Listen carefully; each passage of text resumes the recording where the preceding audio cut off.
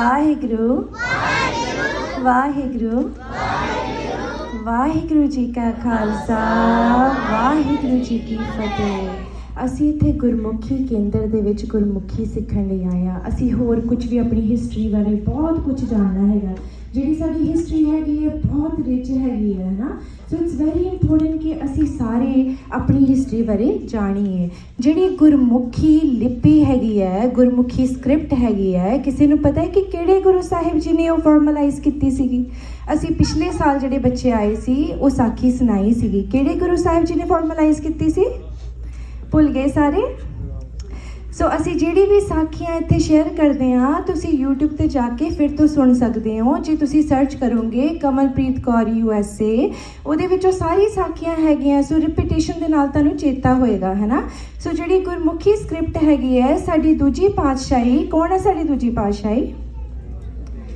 ਸਾਰਿਆਂ ਦੀ ਆਵਾਜ਼ ਆਉਣੀ ਚਾਹੀਦੀ ਹੈ। ਦੂਜੀ ਪਾਤਸ਼ਾਹੀ ਕੌਣ ਹੈ?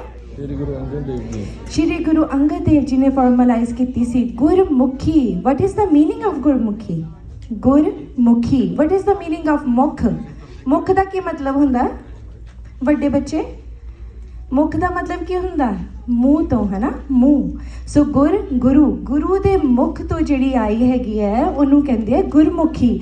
ਸੋ we should respect and be proud to learn Gurmukhi, ਹੈ ਨਾ।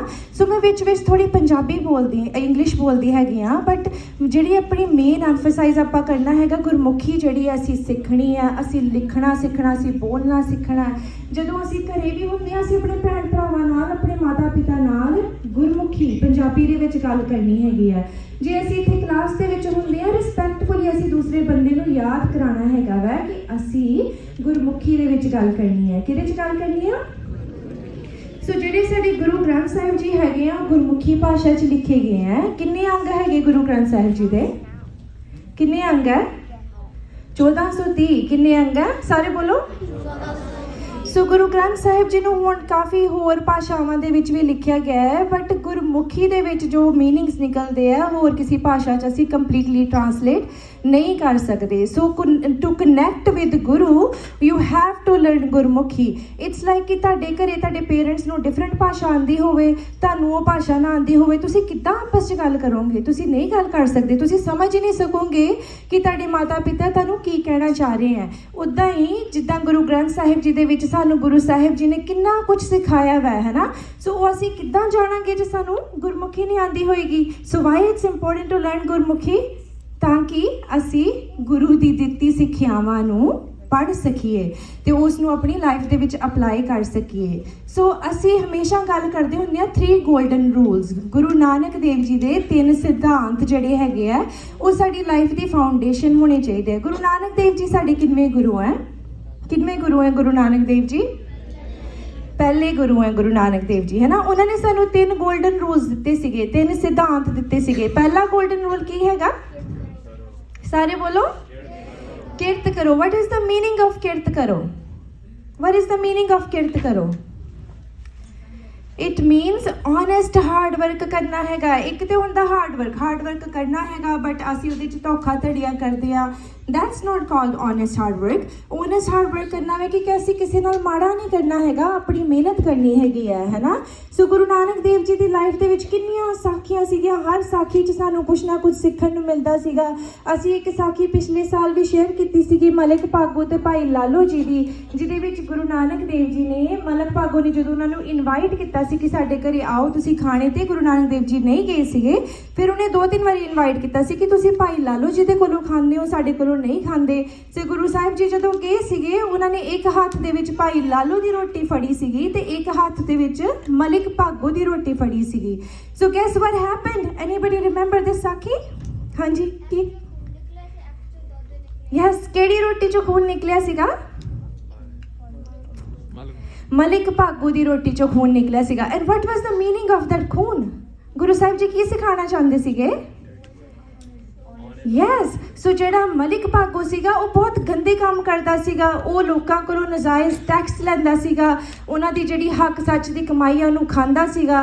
ਸੋ ਇਹਦਾ ਮਤਲਬ ਕਿ ਜੇ ਅਸੀਂ ਬੁਰੇ ਕੰਮ ਕਰਕੇ ਉਹ ਰੋਟੀ ਆਪਣੇ ਘਰੇ ਲੈ ਕੇ ਆਉਂਦੇ ਆ, ਆਪਣੇ ਬੱਚਿਆਂ ਨੂੰ ਆਪਣੇ ਪਰਿਵਾਰ ਨੂੰ ਖਿਲਾਉਂਦੇ ਆ, ਉਹ ਰੋਟੀ ਜ਼ਹਿਰ ਦੇ ਬਰਾਬਰ ਹੈਗੀ ਹੈ, ਉਸ ਰੋਟੀ 'ਚੋਂ ਖੂਨ ਨਿਕਲਦਾ ਹੈ ਨਾ। It's not good, it's not a literal khoon, but ਆਪਾਂ ਲੋਕਾਂ ਦੇ ਖੂਨ ਚੂਸਦੇ ਆ ਹੈ ਨਾ। ਸੋ ਜੇ ਜਿਹੜੀ ਉਹ ਦੂਸਰੀ ਰੋਟੀ ਸੀ ਉਹਦੇ 'ਚੋਂ ਕੀ ਨਿਕਲਿਆ ਸੀਗਾ? ਦੁੱਧ ਨਿਕਲਿਆ ਸੀਗਾ। What is the meaning of dudh? Honest hard work. So ਜਿਹੜਾ ਅਸੀਂ ਸੱਚੀ ਸੁੱਚੀ ਕਮਾਈ ਕਰਦੇ ਹਾਂ ਉਹ ਸਾਡਾ ਖਾਣਾ ਜਿਹੜਾ ਵੈ ਉਹ ਅੰਮ੍ਰਿਤ ਬਣ ਜਾਂਦਾ ਹੈ, ਤੇ ਜਿਸ ਤਰ੍ਹਾਂ ਦਾ ਖਾਣਾ ਹੁੰਦਾ ਉਸ ਤਰ੍ਹਾਂ ਦਾ ਹੀ ਤੁਹਾਡਾ ਮਨ ਬਣ ਜਾਂਦਾ ਹੈ। So it's very important to do honest hard work. What is the second rule? ਨਾਮ ਜਪਣਾ। ਸੋ ਗੁਰੂ ਸਾਹਿਬ ਜੀ ਨੇ ਸਾਨੂੰ ਨਿਤਨੇਮ ਦਿੱਤਾ ਐਵਰੀਡੇ ਦਾ, ਵਿਚ ਮੀਨਸ ਐਵਰੀਡੇਜ਼ ਨਿਯਮ, ਜਿਹੜੀਆਂ ਨਿਤਨੇਮ ਦੀ ਬਾਣੀਆਂ ਵਾ it's must to do everyday ਹੈ ਨਾ। ਪਰ ਅਸੀਂ ਹਰ ਟਾਈਮ ਜਦੋਂ ਵੀ ਕੁਝ ਕਰਦੇ ਹੈਗੇ ਅਸੀਂ ਗੁਰੂ ਸਾਹਿਬ ਨੂੰ ਹਾਜ਼ਰ ਨਾਜ਼ਰ ਸਮਝ ਕੇ ਉਹਨਾਂ ਦਾ ਨਾਮ ਜਪਣਾ ਹੈਗਾ, ਉਹਨਾਂ ਨੂੰ ਥੈਂਕ ਯੂ ਕਹਿਣਾ ਹੈਗਾ, ਕਿਉਂਕਿ ਅਸੀਂ ਖਾਂਦੇ ਹਾਂ।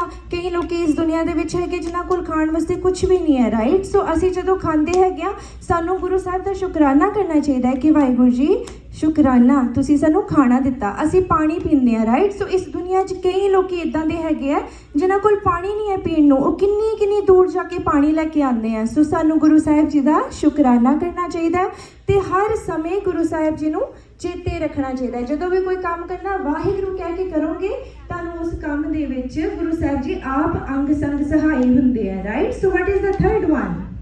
ਵਟ ਇਜ਼ ਦ ਥਰਡ ਸਿਧਾਂਤ? ਵੰਡ ਛਕੋ। ਸੋ ਵੰਡ ਛਕਣ ਦਾ ਮਤਲਬ ਕੀ ਹੁੰਦਾ? ਵਟ ਇਜ਼ ਦ ਮੀਨਿੰਗ ਆਫ ਵੰਡ ਛਕਣਾ? ਸ਼ੇਅਰਿੰਗ। ਸਾਰੇ ਬੋਲਿਆ ਕਰੋ ਬਈ ਜੇ ਪਤਾ। ਸੋ ਸਾਰੇ ਬੋਲੋ, ਵੰਡ ਛਕਣ ਦਾ ਕੀ ਮਤਲਬ ਆ? ਸ਼ੇਅਰਿੰਗ। ਸੋ ਜੋ ਕੁਝ ਵੀ ਤੁਹਾਡੇ ਕੋਲ ਹੈਗਾ, ਪਹਿਲੀ ਗੱਲ ਸਭ ਤੋਂ ਵੱਡੀ ਗੱਲ ਦਸਵੰਧ ਕੱਢਣਾ ਇਜ਼ ਰੀਲੀ ਇੰਪੋਰਟੈਂਟ। ਸੋ ਜਿਹੜਾ ਦਸਵੰਧ ਆ ਉਹ ਕੱਢਣਾ ਤੇ ਉਹਦੇ ਨਾਲ ਤੁਸੀਂ ਹੈਲਪ ਕਰਨੀ, ਮਦਦ ਕਰਨੀ ਜਿਹੜੇ ਲੋੜਵੰਦ ਲੋਕ ਹੈਗੇ ਆ, ਗੁਰੂ ਘਰ 'ਚ ਸੇਵਾ ਕਰਨੀ। ਪਰ ਜਿਹੜੇ ਲੋਕੀ ਮੰਨ ਲਓ ਤੁਹਾਡੇ ਕੋਈ ਰਿਲੇਟਿਵਸ, ਤੁਹਾਡੇ ਕੋਈ ਰਿਸ਼ਤੇਦਾਰ, ਤੁਹਾਡੇ ਕੋਈ ਫਰੈਂਡਸ ਸਟਰਗਲ ਕਰ ਰਹੇ ਹੈਗੇ ਆ, it means you need to help them too, but whenever you are helping you need to be thoughtful ਕਿ ਕਿਤੇ ਤੁਸੀਂ ਕਿਸੇ ਬੰਦੇ ਦੇ ਗਲਤ ਕੰਮ ਦੇ ਵਿੱਚ ਤੇ ਉਹਦੀ ਹੈਲਪ ਨਹੀਂ ਕਰ ਰਹੇ ਨਾ। ਸੋ ਲਾਸਟ ਟਾਈਮ ਅਸੀਂ ਇੱਕ ਸਾਖੀ ਸ਼ੇਅਰ ਕੀਤੀ ਸੀ, ਕਬੀਰ ਜੀ ਦੀ ਸਾਖੀ ਸ਼ੇਅਰ ਕੀਤੀ ਸੀਗੀ ਕਿ ਕਬੀਰ ਜੀ ਕੋਲ ਇੱਕ ਵਾਰੀ ਇੱਕ ਮੰਗਤਾ ਆਇਆ ਸੀਗਾ। A beggar came to him and he asked him ਕਿ ਮੈਨੂੰ ਕੁਝ ਦੇਵੋ, ਹੈ ਨਾ। ਸੋ ਕਬੀਰ ਜੀ ਕਹਿੰਦੇ ਕਿ ਮੇਰੇ ਕੋਲ ਤੇ ਇੱਕ ਧਾਗੇ ਦਾ ਗੋਲਾ ਹੈਗਾ, ਹੋਰ ਤੇ ਕੁਝ ਨਹੀਂ ਹੈਗਾ, ਜੇ ਤੁਸੀਂ ਇਹ ਵੇਚ ਕੇ ਕੁਝ ਲੈ ਸਕਦੇ ਹੋ ਤੇ ਇਹਦੇ ਚੋਂ ਲੈ ਲਿਓ। ਜਿਹੜਾ ਉਹ ਬੈਗਰ ਸੀਗਾ ਉਹਨੇ ਉਸ ਧਾਗੇ ਦੇ ਨਾਲ ਫਿਸ਼ ਨੈਟ ਬਣਾਇਆ ਸੀਗਾ ਤੇ ਉਹਦੇ ਨਾਲ ਉਹ ਫਿਸ਼ ਕੈਚ ਕਰਕੇ ਅਮੀਰ ਹੋ ਗਿਆ ਸੀਗਾ। ਸੋ 1 ਸਾਲ ਤੋਂ ਬਾਅਦ, ਕਿਉਂਕਿ ਉਸ ਧਾਗੇ ਦੇ ਵਿੱਚ ਸੱਚੀ ਸੁੱਚੀ ਕਮਾਈ ਸੀਗੀ, ਸੋ ਉਹਦੇ ਵਿੱਚ ਬਰਕਤ ਹੋਈ ਸੀਗੀ, ਰਾਈਟ। ਪਰ ਉਹਨੇ ਉਹਦੇ ਨਾਲ ਗਲਤ ਕੰਮ ਕੀਤਾ ਸੀਗਾ, ਮੱਛੀਆਂ ਨੂੰ ਫੜ ਕੇ ਉਹ ਮੱਛੀਆਂ ਮਰ ਗਈਆਂ, ਉਹਨਾਂ ਨੂੰ ਵੇਚਦਾ ਸੀਗਾ, ਹੈ ਨਾ। ਸੋ ਬਹੁਤ ਅਮੀਰ ਹੋ ਗਿਆ ਤੇ ਉਹ ਕਬੀਰ ਜੀ ਕੋਲ ਵਾਪਸ ਗਿਆ। ਉਹਨੇ ਜਾ ਕੇ ਕਿਹਾ ਕਿ ਮੈਂ ਤੁਹਾਡੇ ਵਾਸਤੇ ਗਿਫਟ ਲੈ ਕੇ ਆਇਆ ਵਾਂ, ਕਿਉਂਕਿ ਤੁਸੀਂ ਮੈਨੂੰ ਜਿਹੜਾ ਗੋਲਾ ਦਿੱਤਾ ਸੀਗਾ ਉਹਦੇ ਨਾਲ ਮੈਂ ਹੁਣ ਬੜਾ ਵੱਡਾ ਬਿਜ਼ਨਸਮੈਨ ਬਣ ਗਿਆ। ਸੋ ਕਬੀਰ ਜੀ ਗॉट ਸੈਡ। ਹੀ ਸੈਡ ਕਿ ਜਿਹੜਾ ਕਿ ਮੈਂ ਤੈਨੂੰ ਦਸਵੰਧ ਸਮਝ ਕੇ ਦਿੱਤਾ ਸੀ, ਤੂੰ ਉਹਨੂੰ ਗਲਤ ਪਾਸੇ ਲਾਇਆ ਤੇ ਜਿਹੜੀ ਮੱਛੀਆਂ ਮਰੀਆਂ ਹੈਗੀਆਂ ਉਹਦਾ ਵੀ ਹੱਕਦਾਰ 50% ਮੈਨੂੰ ਭੋਗਣਾ ਪੈਣਾ ਉਹ ਪਾਪ। So it means when you know ਕਿ ਤੁਸੀਂ ਕਿਸੇ ਦੀ ਹੈਲਪ ਕਰ ਰਹੇ ਹੋ, ਜੇ ਕੋਈ ਬੰਦਾ ਗਲਤ ਕੰਮ ਕਰ ਰਿਹਾ ਅਸੀਂ ਉਹਨੂੰ ਸਪੋਰਟ ਗਲਤ ਕੰਮ ਦੇ ਵਿੱਚ ਨਾ ਕਰ ਬੈਠੀਏ। So you got to be thoughtful, right. So let's repeat again 3 rules of Guru Nanak Dev ji, golden rules. First one, ਸਾਰੇ ਬੋਲੋ। ਸਾਰਿਆਂ ਦੀ ਆਵਾਜ਼ ਨਹੀਂ ਆ ਰਹੀ। What is the second one? And the third one? So this is the foundation. ਅਸੀਂ ਇੱਥੇ ਗੁਰਮੁਖੀ ਕੇਂਦਰ 'ਚ ਆਏ ਹਾਂ, ਅਸੀਂ ਗੁਰਮੁਖੀ ਸਿੱਖਣੀ ਹੈ, ਗੁਰਮੁਖੀ ਬੋਲਣੀ ਹੈ ਤਾਂ ਕਿ ਅਸੀਂ ਆਪਣੇ ਗੁਰੂ ਨਾਲ ਗੱਲਾਂ ਕਰ ਸਕੀਏ ਤੇ ਗੁਰੂ ਦੀ ਗੱਲਾਂ ਨੂੰ ਸਮਝ ਸਕੀਏ, ਹੈ ਨਾ। ਸੋ ਦੂਸਰੀ ਗੱਲ ਜਿਹੜੀ ਇਹ 3 ਰੂਲਸ ਹੈਗੇ ਇਹਨੂੰ ਆਪਣੀ ਲਾਈਫ ਦੇ ਵਿੱਚ ਅਪਲਾਈ ਕਰਨਾ ਹੈਗਾ। ਹੁਣ ਆਪਾਂ ਸ਼੍ਰੀ ਗੁਰੂ ਗ੍ਰੰਥ ਸਾਹਿਬ ਜੀ ਦਾ ਨਾਮ 5 ਵਾਰੀ ਮੈਂ ਬੋਲਾਂਗੀ, ਤੁਸੀਂ ਸਾਰਿਆਂ ਨੇ ਪਿੱਛੇ ਗੁਰੂ ਸਾਹਿਬ ਜੀ ਨੂੰ ਹਾਜ਼ਰ ਨਾਜ਼ਰ ਸਮਝ ਕੇ ਬੋਲਣਾ ਹੈਗਾ ਵਾ। ਤਨ ਹੈ ਤਨ ਹੈ ਤਨ ਹੈ ਗੁਰੂ ਗ੍ਰੰਥ ਸਾਹਿਬ ਜੀ, ਤਨ ਹੈ।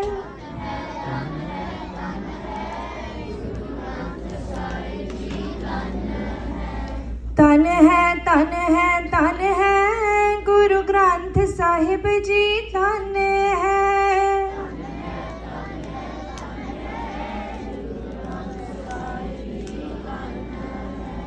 ਤਨ ਹੈ ਤਨ ਹੈ ਤਨ ਹੈ ਗੁਰੂ ਗ੍ਰੰਥ ਸਾਹਿਬ ਜੀ, ਤਨ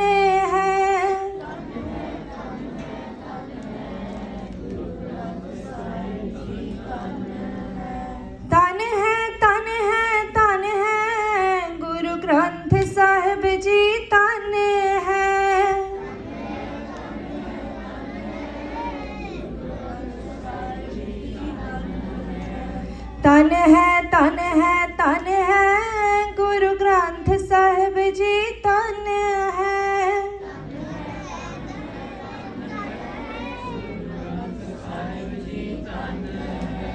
वाहिगुरु जी का खालसा वाहिगुरु जी की फतेह।